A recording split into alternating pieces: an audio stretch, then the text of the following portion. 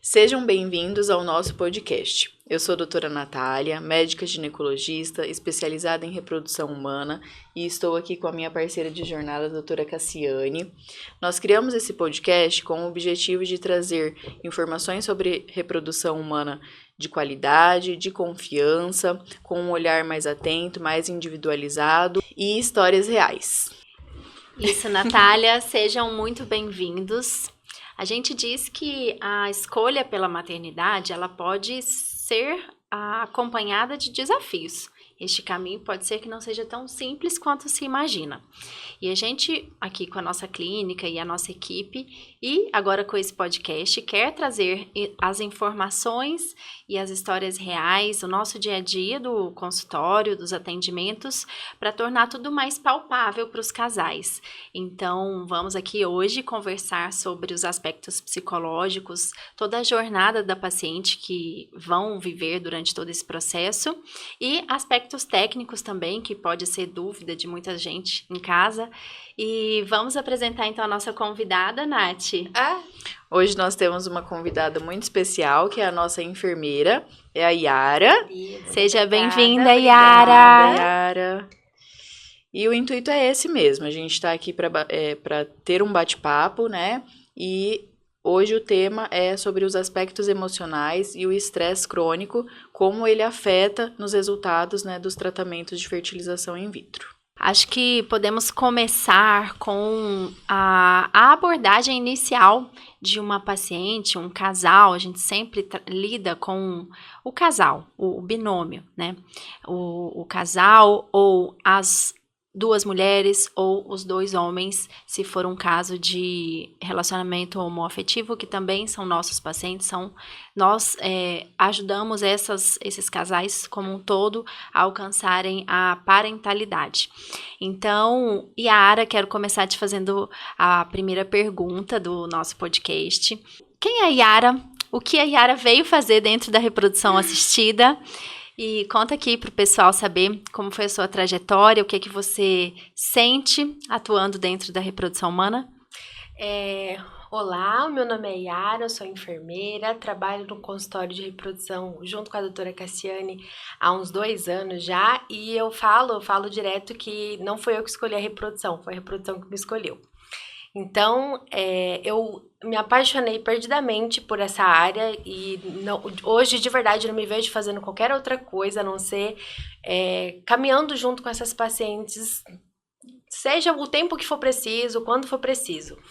E é isso, eu gosto muito de trabalhar com isso. A parte da enfermagem dentro de um consultório, ele é muito mais acolhedor, ele acolhe muitas pacientes, acolhe muito o casal. De modo geral, se tem algum problema com a família, acolhe também. Todo mundo é muito, muito acolhido no consultório. Então, de modo geral, é isso que a enfermagem faz lá dentro. Ser companhia, né? Exatamente. A companhia é o aspecto principal. Eu quero agora direcionar a pergunta à doutora Natália. A Yara comentou que tem 2 anos que ela trabalha comigo. Sim, nós iniciamos a nossa caminhada, nós duas. Agora, em 2024, a gente agregou a doutora Natália, nossa equipe cresceu, agregamos outras 2 enfermeiras também e inauguramos a nossa clínica, nossa amada clínica Amnion, que já está trazendo muitos frutos, muita felicidade e muitas mulheres e casais encontrando caminhos, né? Até a chegada do bebê em casa. E a doutora Natália apresentou um trabalho de conclusão de curso exatamente sobre o aspecto psicológico da infertilidade. E foi um trabalho assim, bem aplaudido e bem visto na apresentação dela. E eu queria que ela falasse um pouquinho, sim, contasse para nós sobre esse estresse crônico que as pacientes de infertilidade vivem e que é extremamente relevante para a gente cuidar desses casais. Sim. Então, primeiramente, só iniciando com a minha jornada dentro da clínica Amnion, né? A convite da doutora Cassiane, eu embarquei nessa jornada, que no começo parecia meio loucura, para uma cidade pequena, ainda sem tantos recursos. mas é um universo fascinante que eu já não me vejo longe desse universo e a gente se juntou com o intuito de fazer crescer essa área dentro da nossa região, levar tanto essa informação quanto essa assistência para as pacientes, né, tanto da cidade de Sorriso quanto região, tornar o acesso mais possível e nós estamos aí. É um passinho de cada vez nessa caminhada que é bem gostosa, mas também muito desafiadora, né? E como a doutora falou, realmente esse foi o meu tema de TCC e parece simples, mas não, porque mexer com a mente não é fácil, né? Então, até que ponto a gente pode ajudar, até que ponto a gente pode amparar, supervisionar essas pacientes que estão em tratamento para FIV, para ter melhores resultados, né, pensando nessa parte psicológica. E essa questão psicológica, Nath, é tão relevante que até a nossa clínica foi pensada em tudo isso. Nós duas saímos de outros consultórios de multiclínicas, né, dividindo recepção com outros casais e pensamos nas instalações da Clínica Amnion justamente para preservar a intimidade e a privacidade desse casal que muitas vezes vem num nível de sofrimento muito alto. E nós, enquanto equipe, precisamos ter esse olhar cuidadoso desde a recepção até o final do tratamento, ao longo de todo o processo. Todas as profissionais que lidam com esse casal precisam ter ciência da importância desse aspecto psicológico, né? E para as pessoas terem noção da importância da nossa especialidade, hoje o que os estudos falam é que 1 a cada 6 casais vão passar pelo diagnóstico de infertilidade. Então é muito importante ter uma clínica voltada só para isso, com um olhar mais atento para esse casal, né? Para não ter uma perda de tempo preciosa. Exatamente, né? Exatamente. E tempo na reprodução, a gente sabe que é preciosíssimo, né? É precioso no impacto psicológico, é precioso nos resultados dos tratamentos também, né? A idade, a qualidade dos gametas e o estresse todo que esse casal tá vivendo. Sim. Então, assim, a ansiedade, o estresse principalmente levado ao crônico, né?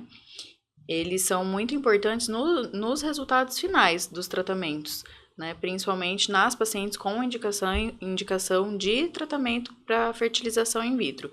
Eles interferem tanto na qualidade dos óvulos, ali para o momento da captação, quanto na implantação embrionária. A gente vê isso em números, em resultados reais, né? Então... Dentro do consultório a gente vê muito isso, né? Às vezes a paciente vai fazer uma transferência de embrião, 2 meses antes começa a imunidade abaixa e, enfim, desanda tudo, aí tem que cancela preparo, cancela passagem, cancela tudo, né? Então... Isso é impressionante, né? E a gente observa isso na clínica todos os dias e os dados de trabalho científico também demonstram isso. O quanto o estresse psicológico impacta em questões físicas mesmo, na espessura no endométrio, na quantidade de óvulos, é uma coisa impressionante. E o que vocês acham se a gente, pelo menos eu, na minha prática, eu indico bastante atendimento psicológico, atendimento com psiquiatra. Eu não sei como que funciona na sua realidade das suas pacientes, Nath, mas as minhas têm uma resistência enorme em procurarem esse tipo de atendimento. Sim. Elas não vão. Dificilmente vão. Essa resistência ela ainda existe, mas também um outro dado que é muito importante a gente destacar aqui, a importância de tratamentos como terapia cognitivo-comportamental, o próprio mindfulness, as terapias mesmo na psicologia, que elas levam a resultados mais positivos, né? E não só as terapias, como o apoio. Então, não falar só dessa parte profissional, mas algo simples, o apoio da família, dos amigos, de quem está ao redor. Quando existe uma diferença muito significativa em pacientes que têm esse apoio, de pacientes que não têm o apoio. É nítido essa diferença. Se elas, pode acontecer delas não se sentirem confortáveis, né, por morar numa cidade pequena, que é a nossa realidade, fazer sessões de terapia com profissionais locais, elas podem, A gente tem indicação de profissionais fora da cidade que moram em outros estados até, para fazer esse acompanhamento, né, psicológico, Sim. que é muitíssimo importante, a gente sabe.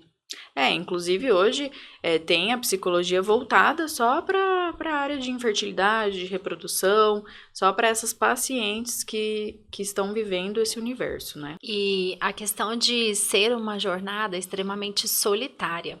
A gente entende isso e nem sempre essa solidão vai ajudar, muitas vezes vai atrapalhar. Então, que seja com uma rede de apoio de profissionais, essa mulher e esse homem, esse casal, eles precisam de companhia, precisam de pessoas, humanos em volta para sustentarem a esperança, para sustentarem esse casal quando dá vontade de desistir, porque que só comigo não dá certo.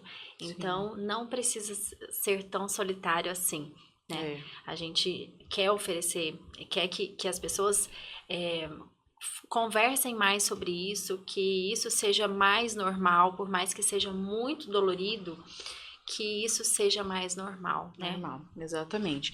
Ainda existe muito estigma e muito tabu por trás desse diagnóstico de infertilidade, como se a paciente que vive esse diagnóstico precisa viver aquilo sozinho, né?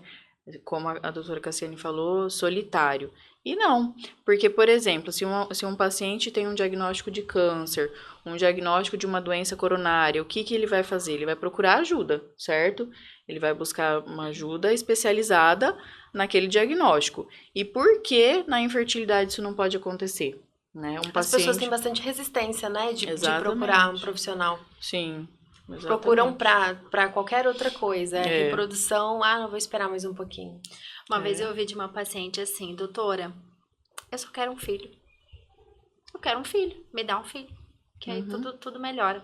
Sim. Então, assim, pro positivo, tá todo mundo preparado. Mas e quanto tempo a gente vai levar para chegar nesse positivo? Você precisa realmente sofrer tanto assim? Você não pode escolher um caminho que você sofra menos, que você lide melhor com essa demora, com essas frustrações. Então, né, a gente sabe que o fim do sofrimento de todos os nossos casais está no positivo, está no bebê em casa. A gente sabe.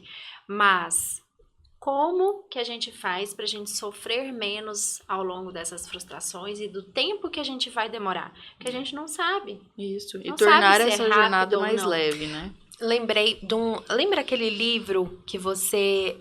teve uma vez que a doutora Cassiane apareceu com um livro lá no consultório e falava sobre caminhar, estar dentro de um carro, que no caso é a caminhada, a jornada da reprodução, né? Até em busca do positivo, e apreciar a vista.